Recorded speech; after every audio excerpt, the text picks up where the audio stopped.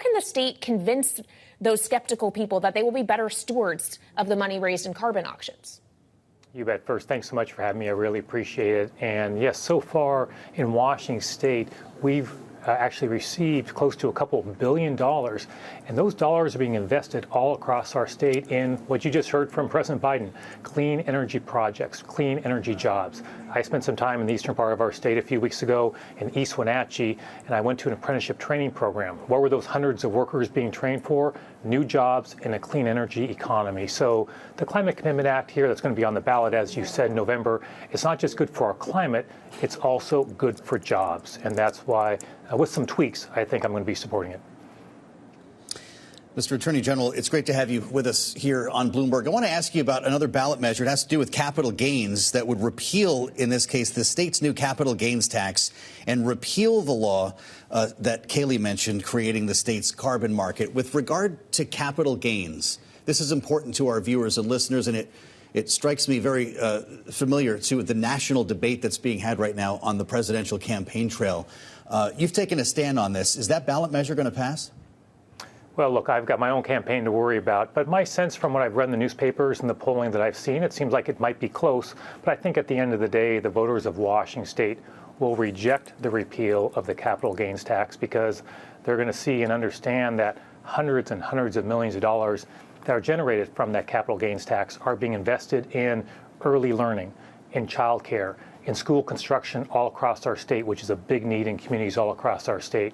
So I think they'll see that those investments are going to pay off for our kids and our school system. And I think that's why this effort to repeal the capital gains tax will ultimately be defeated. Well, sir, we do understand you are focused on your own race, and we actually spoke with the man you are running against in that race. Dave Reichert, Washington State Republican gubernatorial candidate, was on this program back in March. This is just a taste of what he told us. I think it really creates an opportunity here in the state for us to begin a dialogue with the other party.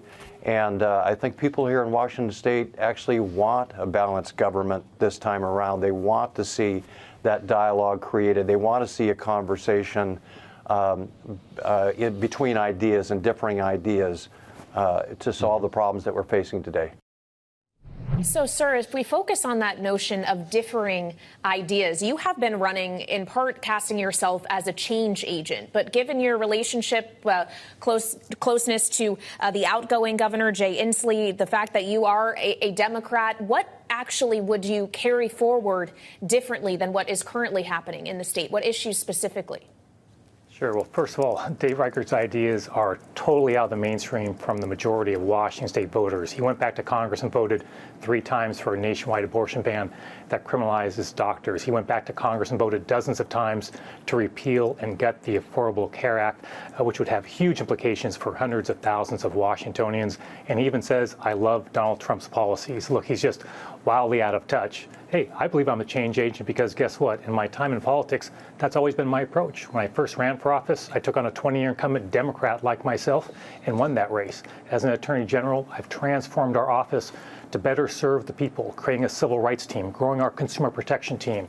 Right now, we're challenging a huge grocery store merger that would have huge impacts on consumers and workers here in Washington State. We've transformed our office to better serve the people of Washington State, and I think that's what they want in their next governor, not somebody who's focused on nationwide abortion bans or stripping away health care protections. I think they want someone who's focused on them, and that's been my time in politics, and I think that's why Dave Reichert's been struggling in the primary and struggling in the polls. Well, you stood up to Donald Trump as well as Attorney General. It's not lost on us you were among the first, if not the first, to sue over what he refers to now as his famous Muslim ban. I wonder your thoughts on a Trump 2.0, and if you were governor of your state, how you would handle issues like that. You're going to have to work with the president as well, aren't you? Well, first, you're right that we were the first office of Attorney General anywhere in the country to challenge Donald Trump on that first infamous and immoral and unconstitutional Muslim travel ban, and we won that case. And we went on to defeat Donald Trump over 50 times in court.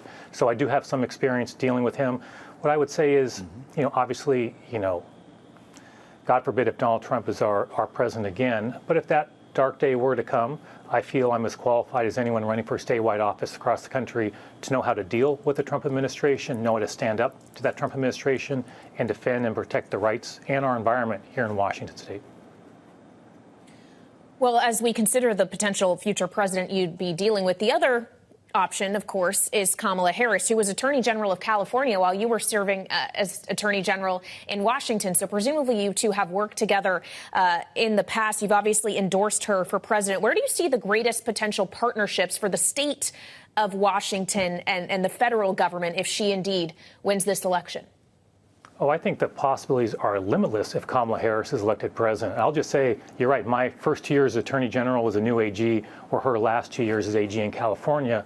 And what I saw in then Attorney General Kamala Harris was a fighter for the people of California, someone who was smart, someone who worked hard, and someone who really centered the people she represented every day that I worked with her. And so that's why I admire her so much. Super excited about her presidency and what she'll be doing for working people on addressing the challenges we have with our economy, with affordability.